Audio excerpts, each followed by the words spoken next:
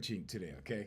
It's Valentine's Day. If you belong to the, let's say, the commercial Valentine's Day paradigm, then yeah, happy Valentine's Day. Okay, so Valentine's Day should be every day. You should be buying things for people you love every day, not just on one day. Okay, because I know people that do it because they feel they have to, and then that's not the way to do it. That's not the way to yeah, that's not the way to do love. Good morning, Jake. So anyway, good morning, Sarah. Yeah, there you go, Sarah. There you go. That's my client, Sarah, in the UK. So we have a chat on this side. We have 7 platforms. Okay, 7 platforms every morning, 7 days a week, 7 at 7, right here. We're going to talk about your life path. Now, what does this have to do with anything? Okay, well, some people feel right that they need to be connected. Some people feel that, well, if I have the connections, then I can get this done. I can accomplish this. Some people feel that, well, if I appease the people that are already in power, right? If I get into the clique, if I join the gang, right? If I join the in crowd, then I can succeed. I can do it, right? Wrong. You have your own life path. Okay, for years I played that game. Okay, I I played that game because I thought, right? Because you always think this when you're young. Okay, I was in my late 20s, early 30s, right? And I thought I had to get in with these guys to get ahead and do stuff, right? And my mentor, meanwhile, was telling me, no, no, you don't have to do that. That's not how it works. You have your own mana, so to speak. That's what we say in Hawaii. We say mana, okay? Life force. You have your own life force. You have your own life path. You have your own skills, natural abilities, natural talents, natural skills, okay? And that will make your way. Okay, Jesus Christ said the kingdom is within. Okay, now it wasn't just Jesus that said that. Gautama Buddha said it, Krishna said it, and they said it in different ways. Okay, but what this means is, there's a lot of people who like to control things, right? And it was that way in my life as well. And there were people in control, solid control, right? And I tried to get through those doors, right? And meanwhile, my mentor and my mom was telling me, "You don't need them. You don't need them." I'm like, "Yeah, but you don't understand. I want to do that. I want to, get in the circles, that kind of thing, right?" But as time went on, and I had, as life goes on, right, and I started, things started to come into my life. I started to accumulate things. I started to start companies, right? And as I did, I saw these doors shut a little tighter, a little faster. Okay. It was amazing to watch. Okay. Now, this is the difference between this and societal hypnosis. If you're caught up in the societal hypnosis, right, you keep playing the game. Awareness, I can see what's going on in real time and you understand it. You don't always like it, but you understand it. You see what it is for what it is. Okay. So, and sometimes people think, well, I gotta join the crew. I gotta be a part of that crew. I gotta be a part of those guys to get ahead or do whatever. No, no. And that's not the way it happened for me. Okay. And because I had this knowledge, it worked a lot faster. And this is why I teach this to you guys every morning. Okay. So what I did was, right, I got this invitation to substitute on a radio show that was the second most popular radio show in Hawaii, and boom, everything took off. By the third day, it was very apparent to me that, whoa, the doors have opened. Okay, now not everybody can see the doors opening. Some people go on this ride, right? And they're not really aware. They know it's good. They know good things are happening, but they can't see from the top down. They can't see it from the outside in. Okay, and sometimes they get taken advantage of. I saw so many people get taken advantage of. Okay, but I had my own company. I've had a few companies. I had 3 companies by the time that happened. So, so the lesson here that I'm trying to put across to you is that you have your kingdom within. Okay, Jesus Christ said the kingdom is within. You have your talents, you have your gifts, you have the things necessary for you to achieve your goals, achieve your dreams. How does that happen? It's in your subconscious. Manifestation is in your subconscious. The things you desire, the goals that you have, the things that you want, okay? The relationship that you desire, or maybe not, whatever, okay? I'm just saying all of these things are in your subconscious. And they all come out like this. Your life path unfolds for you, okay? Life doesn't happen to you, life happens for you, but it's based upon what you believe. Okay, so people that tell me that, wow, you're so lucky. You got to do this. You got to do that. I'm like, no, no. I was thinking about all these things when I was 12. When I was 12 years old, my mom told me I was crazy, but she wanted me to become an attorney. I'm like, what? I'm like, no, no, that's not what I'm doing, right? Because there was a choice, right? There was like, okay, attorney, law school, all of that life, right? And then the life that I was seeing on TV was like, wow, Frank Sinatra, Dean Martin, all these people locally, Don Ho, like these kind of, if you're from Hawaii, then you know these names, local names. But I was seeing that on television. I go, wow, that's cool, right? And then I'm like, I just want to do that. So my basic plan in life, right, from 12, like I thought so many of these things were cool. I'm like, yeah, I want to do this, I want to do this, I want to do this. And I saw all of these things and I made mental notes. And they became desires and they became goals. And slowly they unfolded, but they couldn't unfold unless my mind changed. You know how they say change your mind, change your life? So my mind changed in my late 20s. I was stubborn. In my early 20s, I was angry, I was stubborn. Okay, so these things cannot unfold like this. So if you're angry, if you're stubborn, if you're closed minded, okay, if you're not open, and I'm talking about your will, okay, because stubbornness is like, no, I'm not doing that. No, I'm not. I'm not gonna go along with that. No, that's what stubbornness is. Okay. So basically, stubbornness is rooted in fear. Why? Because you don't want to proceed. Okay. There's something inside that keeps you like this. So when people come to me, they're like this. Okay. And with the vocalization process, what we do is we relax them like that. And then they start to open, open, open, open, like that. And it's amazing what happens when a human being starts to open. So I have a new thing that I say, right? I say human beings are like presents. You never know what's inside until you open them up. What closes them? Bad experiences, society, social conditioning, societal hypnosis, okay? Because you're conditioned by everything you see, everything you hear. Some things scare you and you don't even know it. Why? Because it's scaring you under the surface, subconsciously. That's why they call it subconscious. Good morning. Happy Valentine's Day, you guys.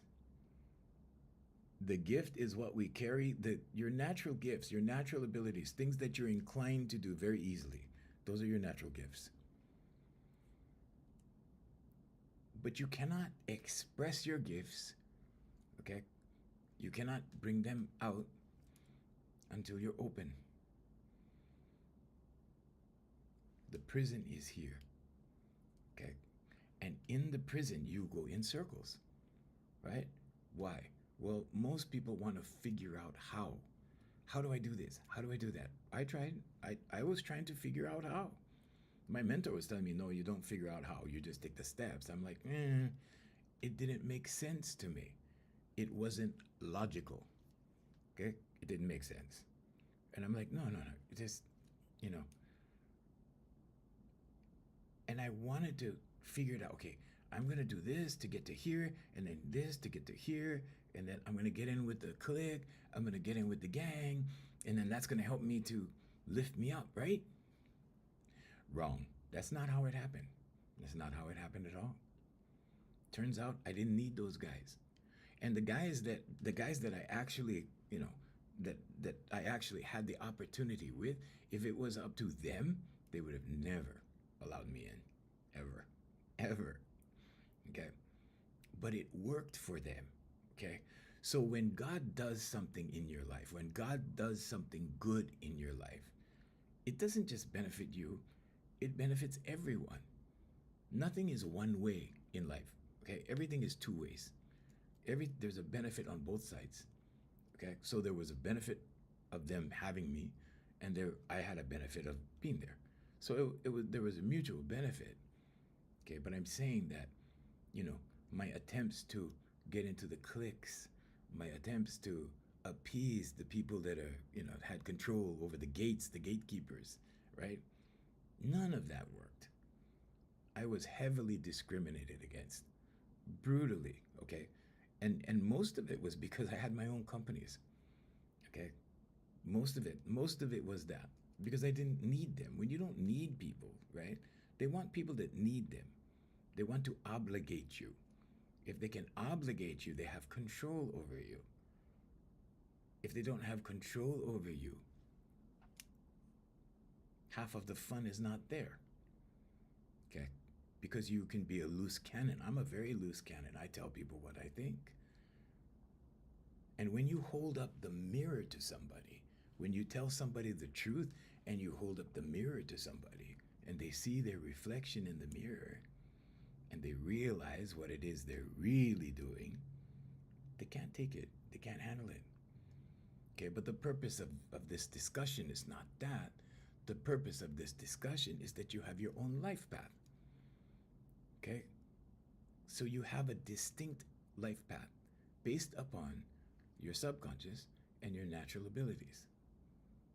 And that will unfold for you in life. Okay? That will create your way. But first, you have to have clarity here. The benefits I see now of raising so many kids is the connections now in my later years. How many children do you have? So many kids? You have a lot of children? Happy Valentine's Day, by the way, Mogali.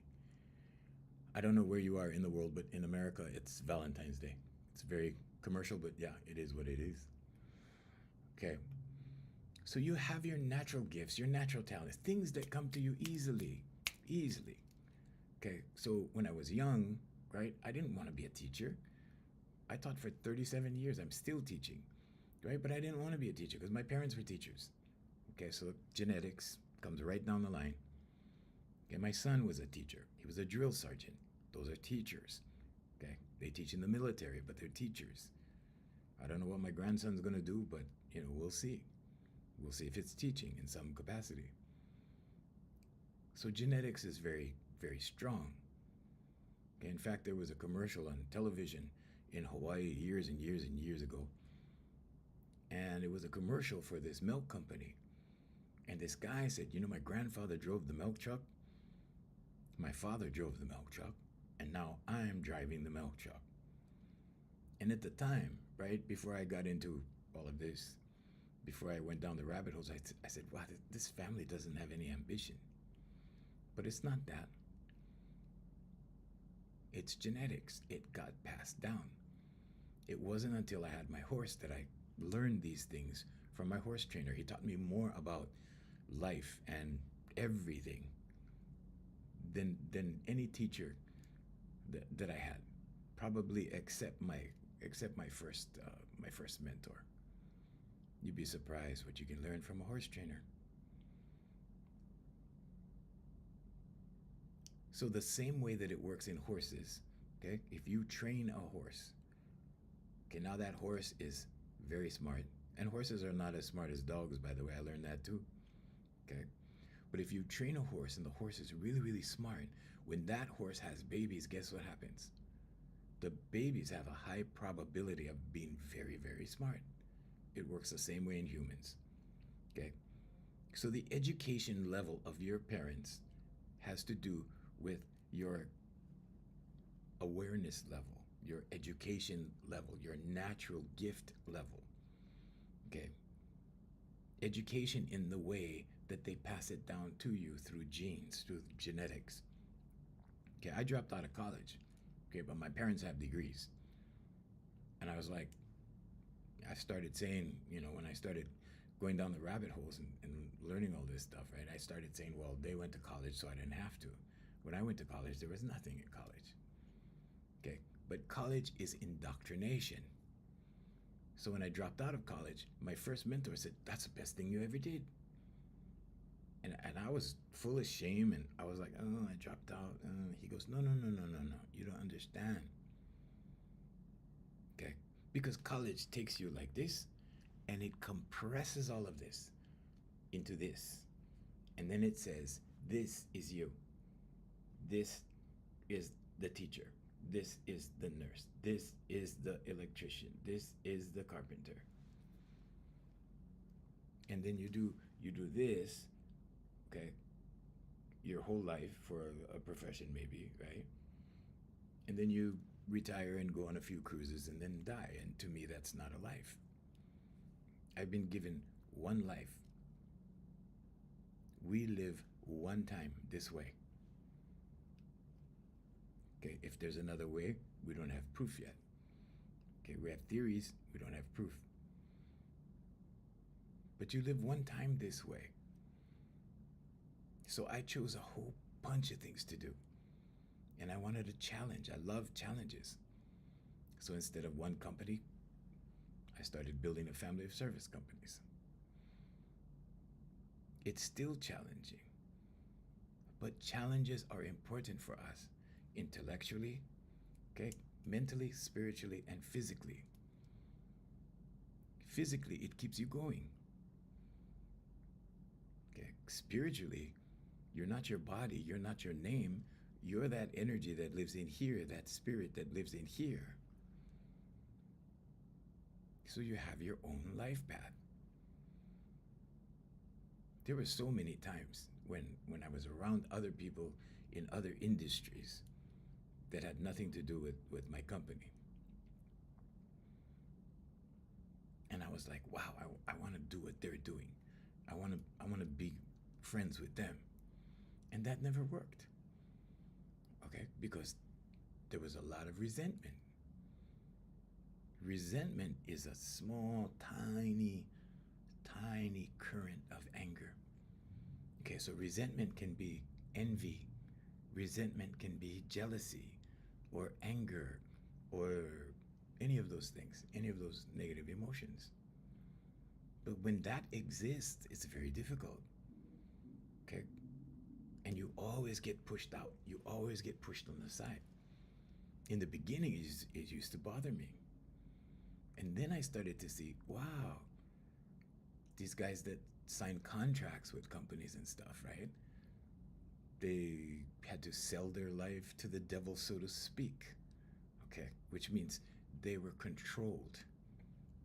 There's certain things they could say, certain things they couldn't do, certain things they couldn't say, certain things, like that, right? But I had the liberty of doing whatever I wanted, which is how I designed my life. Let me show you what that looks like. So when you design your life, okay, and I do this all the time.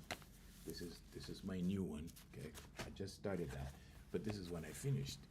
Okay, this is subconscious design. Okay, these are affirmations. It's not journaling. Okay, that's called subconscious maintenance. Because what you write into your subconscious becomes a program when you believe it. A belief is a thought you keep thinking. In your later years, you want to remember it all. Yeah, you will remember it unless there's something medically wrong. But I love listening to everything you speak on. Thank you, sir. Oh, you're welcome. You're welcome. You're so sweet. Also, my last child. Okay, let me back up. Okay, your two older brothers, many kids. You have 6 children. Wow, congratulations. Also, my last child came right from the sun. Okay, yes, it is a blessing. It is a blessing. That's awesome. That's awesome. So for some people, wealth is a family, like Mogali over here. Okay, for some people, wealth is family. It depends. Everyone has a different life path. For some people, wealth is money. Okay, I can tell you that if wealth is your goal and you're only focused on money, you're suffering from limited thinking. Okay, that's not what wealth is. And there's 2 ways to wealth, and I describe it to you all the time. Okay, so we're talking spiritual and physical world. Spiritual world, physical world. The spiritual world is in here. Okay? The one Jesus Christ talked about when he said the kingdom is within. So, how do you create wealth in the spiritual world? You seek first the kingdom, and all else is added unto you. Okay? What about the physical world? Well, now you have to go by physical world guidelines. Okay? Physical world guidelines say, well, I have to save money, I have to put it in the bank and get, what, 3% interest? Something crazy like that.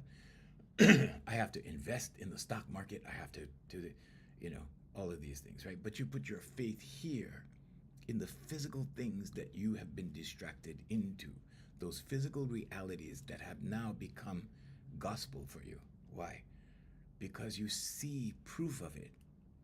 Faith is not like that. Faith is different. Okay? Faith is knowing, it's not believing.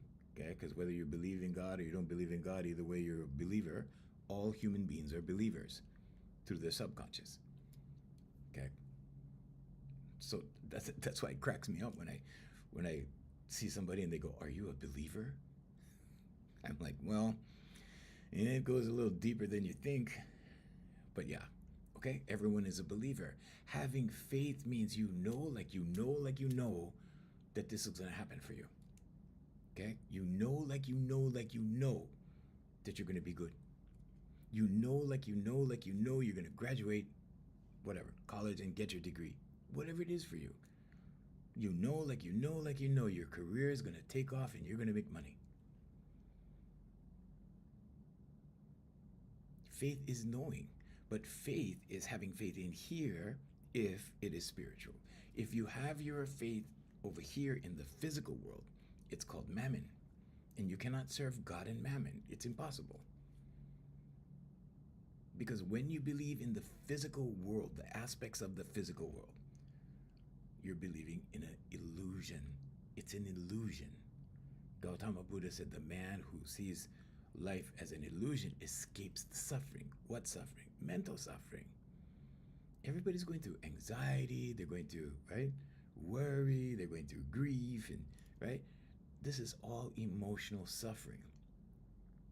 So why is this important to learn about your life path? Because when you eliminate the mental suffering, okay, when you change your mindset, or let's say it another way, when you think about things in a different way, what happens? You liberate yourself from the physical world. Now what? Now you depend on the spiritual world. Am I talking about witchcraft or voodoo or that? No. I'm talking about you. God lives in here. Okay? God lives in here.